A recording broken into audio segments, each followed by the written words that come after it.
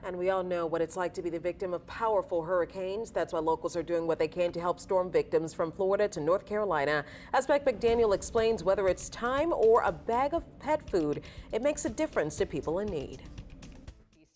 So I brought some stuff.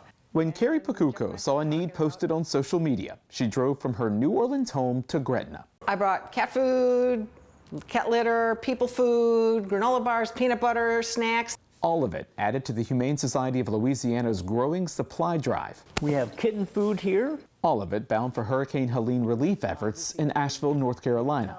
They're like our sister city in a way. Those pet lovers came to help us during Katrina, the flood of 2014, virtually everything, Ida. So we really owe it to them. Humane Society Director Jeff Dorson says helping pet owners is one thing, but helping their pets is another. They don't get their pictures taken that often. They're not taking selfies. They're not on rooftops saying, help me.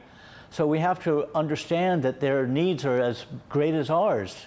Those needs, whether just a small bag of cat food, can go a long way for someone who lost everything.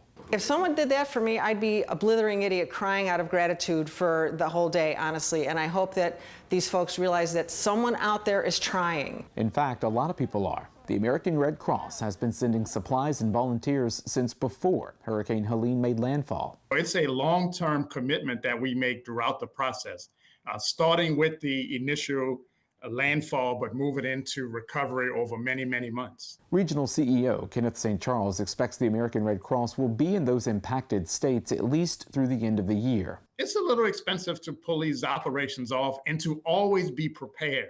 That's why money and volunteers are the top two needs. This will be a long mission, and we will have to do several iterations of replacing volunteers throughout the process. With infrastructure destroyed in some places, St. Charles says getting supplies to the right places at the right times hasn't been easy. We are actually renting helicopters to fly missions to deliver things where roads have been washed out. What hasn't been washed out is the passion to help people rebuild lives and homes, even if with something as small as a donation. I hope they just have one less thing to worry about in their road back to wherever they need to be. A need folks in Louisiana are helping to make reality. Mike McDaniel, WWL, Louisiana. Well, pet supplies are still being collected at the Humane Society's location at 618 Derbigny Street in Gretna. That's happening until 7 p.m. to donate money or volunteer with the American Red Cross. We've got that information with the story on our website.